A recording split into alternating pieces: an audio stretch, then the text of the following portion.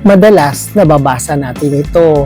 Minsan pangkaraniwang ipinapayo sa atin ito ng ating mga kaibigan o mga taong malalapit sa atin. Pero kadalasan sinisermon ito sa simbahan. Diba?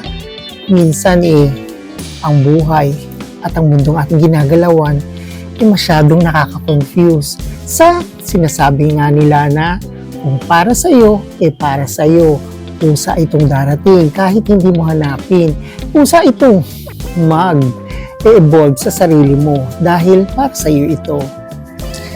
Kaya ako si Alexander, pwede nyo maging kaibigan, kahuntahan at kakwentuhan ng mga bagay-bagay dito sa ating mundong ginagalawan. Yan ang ating pag-uusapan ngayon sa aking Think Talk. Think Before You Talk dito sa aking My Journal Emotions sa Love Life ni myself and I sa Alexander YouTube channel.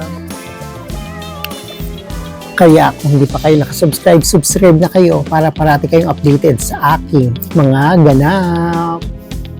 Oo nga naman, ang mga bagay hindi mo man hanapin. Kusa itong darating. Yan ang ating pag-uusapan kung para sa iyo ay para sa iyo at darating ng may bukas palad na tagumpay para sa iyo. Kaya sinabi kong napaka-confusing ng bagay na ito kasi diba may mga bagay tayong lumampas at pinalampas ng mga pagkakataon. Pero kung pagkakaisipin natin, ang mga bagay na iyon hindi talaga para sa atin. Pero sabihin ng iba, iba't yung pinalampas. Naku, minsan lang daraan sa iyo ang mga pagkakataon, diba? Sabi nga nila opportunity knock once lamang. Pero baka yun yung mga bagay na hindi naman talaga para sa iyo, lumampas lang siya.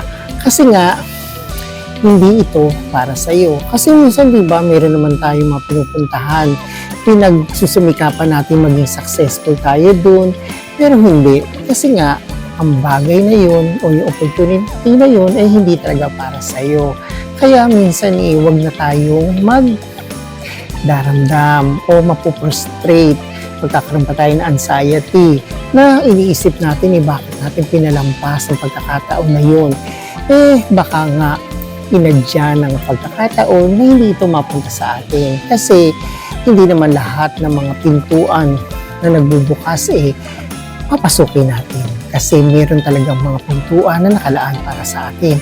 Yun ay depende sa biyaya at depende sa oras na mga bagay na talagang para sa iyo.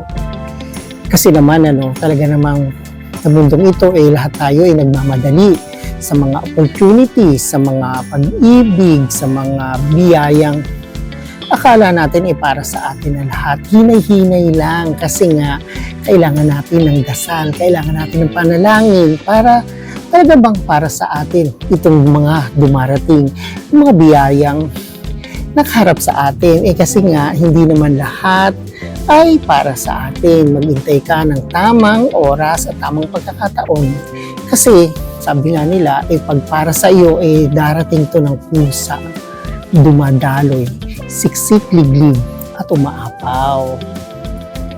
Kung para sa iyo, ay para sa iyo. Diba? Ang gandang bigkasin, ang gandang unawain dahil maganda itong motivation para sa atin. Kasi nga, huwag tayong magmamadali sa mga bagay-bagay. Huwag nating kukunin ng mga hindi para sa atin. Kasi diba minsan mayroong mga still blessing. Yung mga dapat para sa iyo pero kinuha ng iba. Meron namang para sa iba, pinilit mo para sa iyo. Kasi sa lahat ng mga bagay na pilit, hindi ito pagdudulot ng magandang at mabuti para sa ating lahat.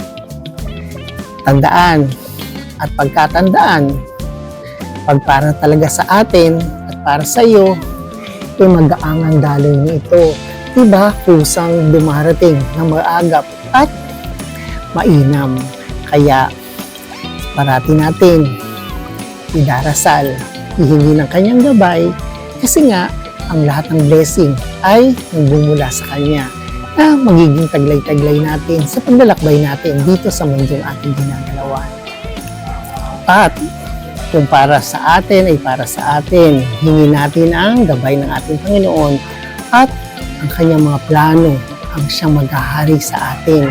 Kaya huwag ka nang mangamba kasi nga lahat ng plano ng Diyos na para sa atin ay nakaplano na simula pa lang nang tayo ay isilang.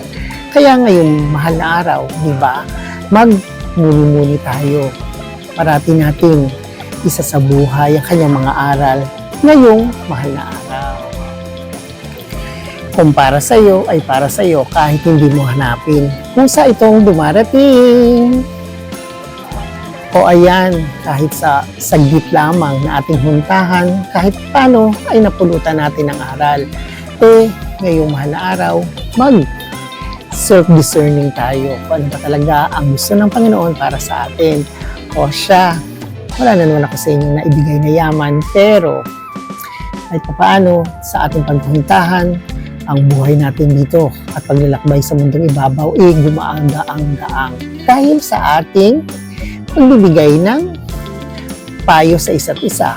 Payo niyo para sa akin at payo ko para sa inyo. Kaya thank you for watching and don't forget to subscribe, share, like, and comment to my video, and have a blessed Holy Week to all of us. God bless.